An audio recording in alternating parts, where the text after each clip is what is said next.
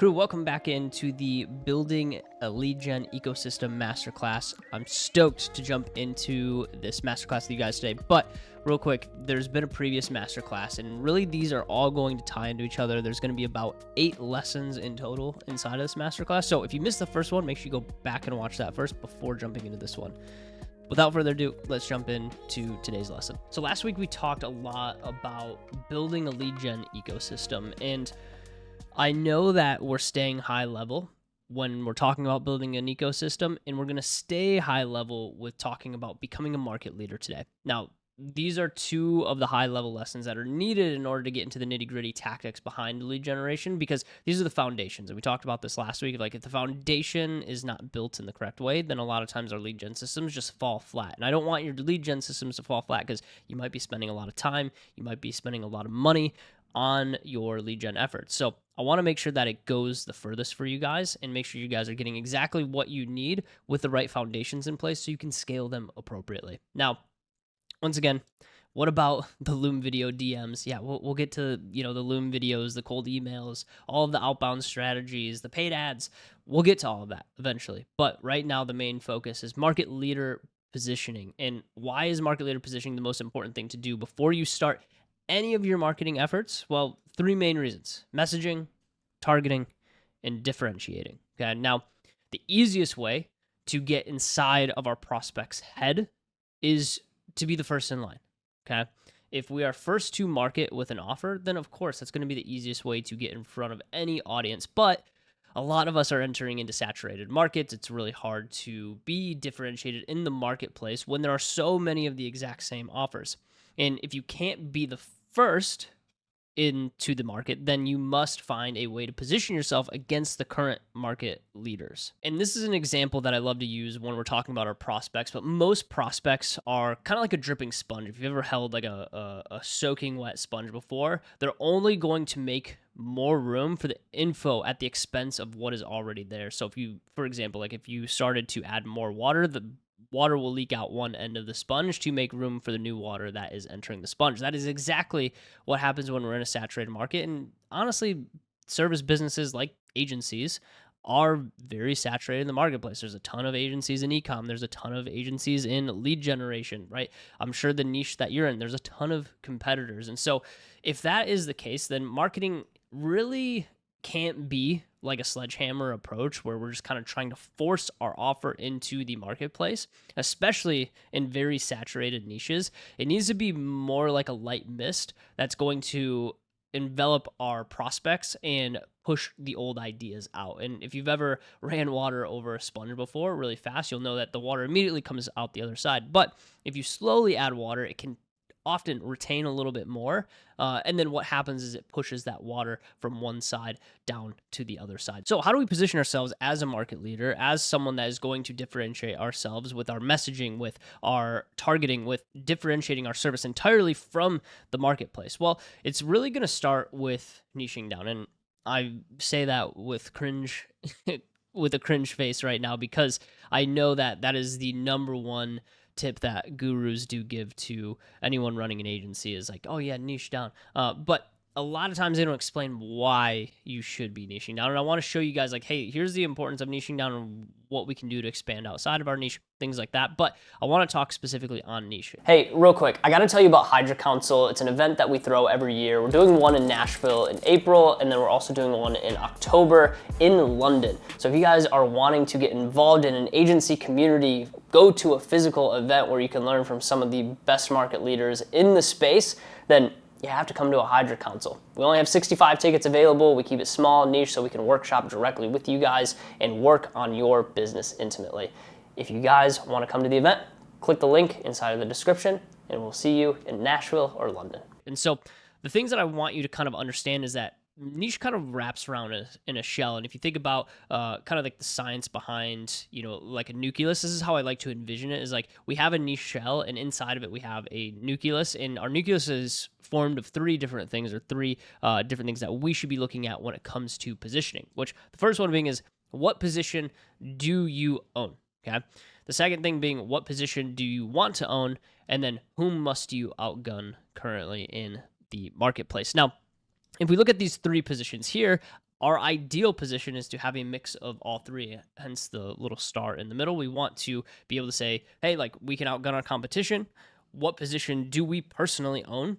Okay. And then what position do we want to be in? Do we want to own? Are those two things in alignment? Now, if we break down each one of these in each part of this nucleus, then what this is going to look like is first question is what position do we want to own, right? And this is the first layer of it of like, who do we enjoy working with? So what types of clients do we enjoy working with? And so if you're not 100% sure what niche or you're kind of broad in picking a niche, then a lot of times we need to narrow this down and these questions are going to help, right? And who do we enjoy working with and what do we relentlessly enjoy learning about? Those are the two things that really help you define the niche that you're going to want to go after, specifically based off of you yourself as a person and someone that is going to be running your business of like, hey, am I actually going to enjoy the day-to-day of running this business and serving this type of clientele?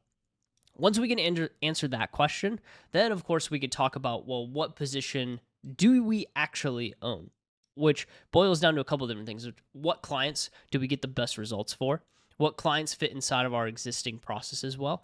What market do you know well and can provide a solution for? And then what are you further ahead on than your competition currently? Now we can start to define that niche a little bit more in depth without having to necessarily lean on like, hey, like this is just what I enjoy doing, so I'm going to serve these people. It's, hey, what are we actually good at? What can we deliver great results for? And what position do we actually want to own inside of our marketplace?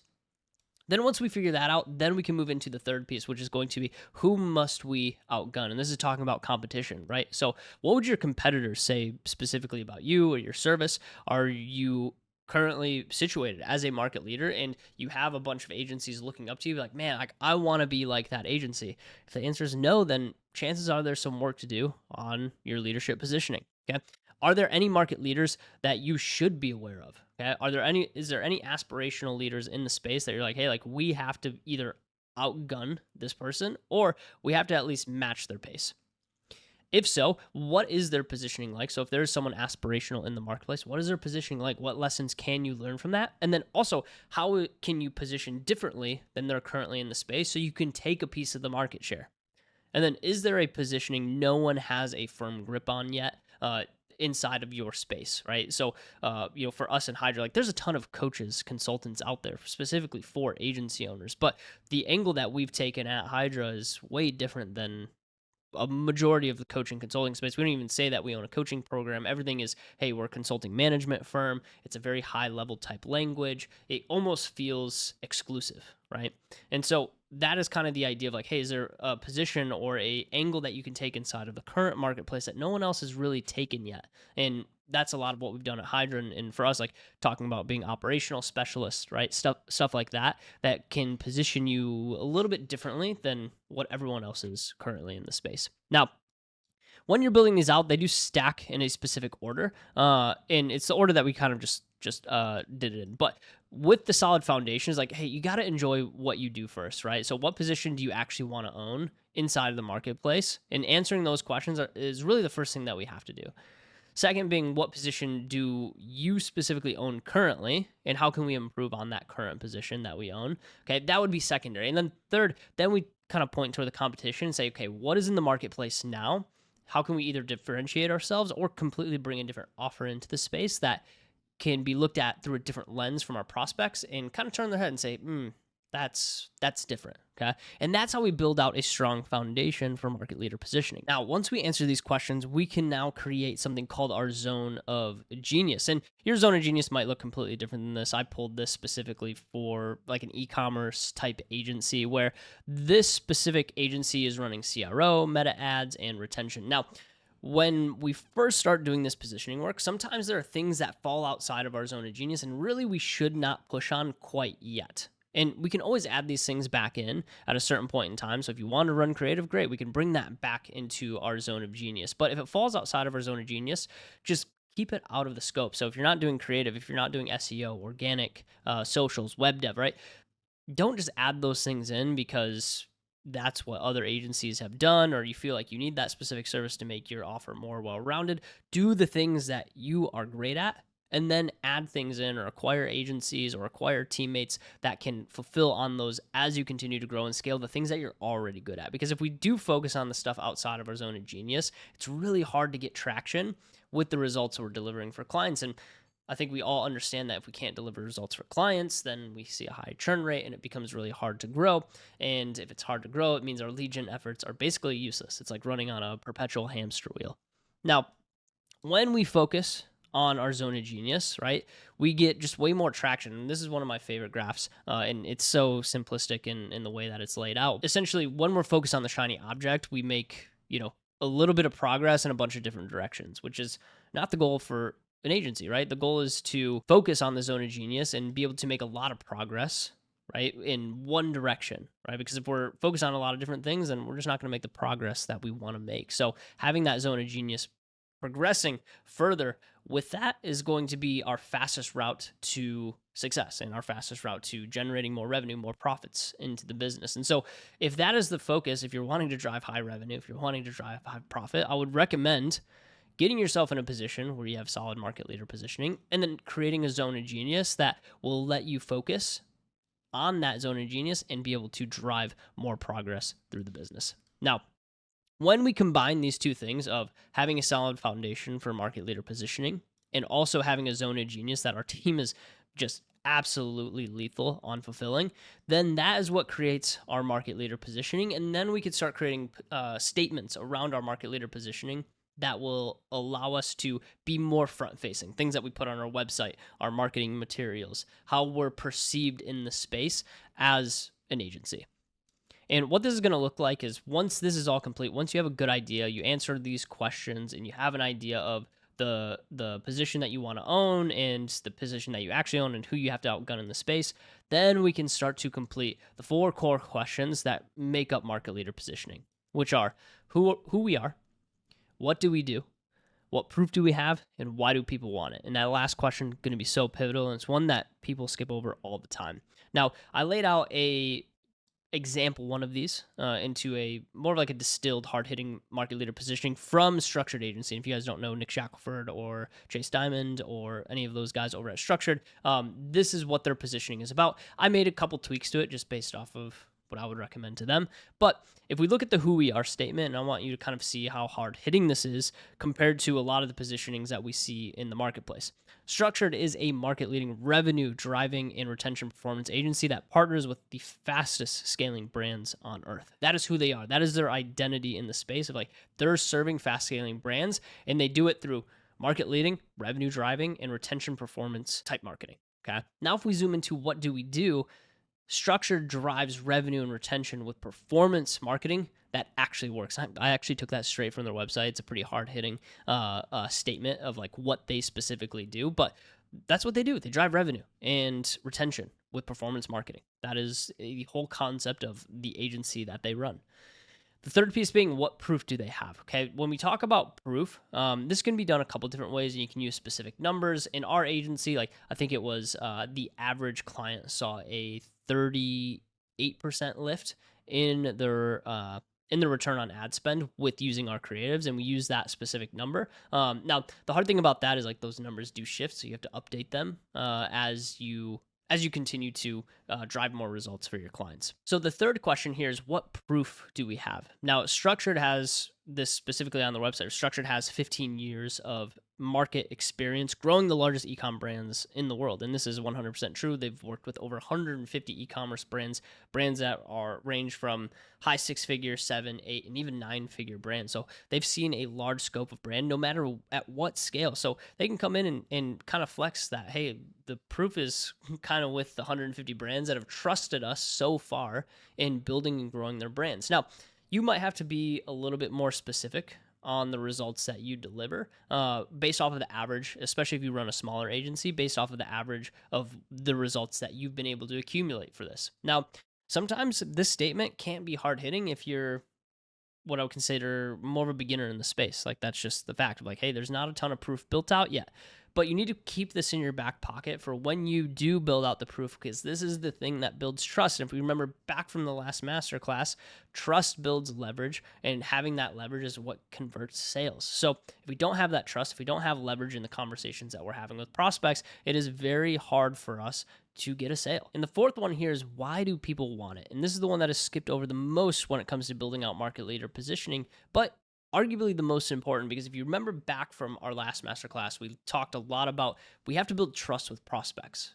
Okay, we got to take them from being a cold prospect into being a warm prospect. And when they are a warm prospect, that means that they trust us. And trust equals leverage inside of a sales call.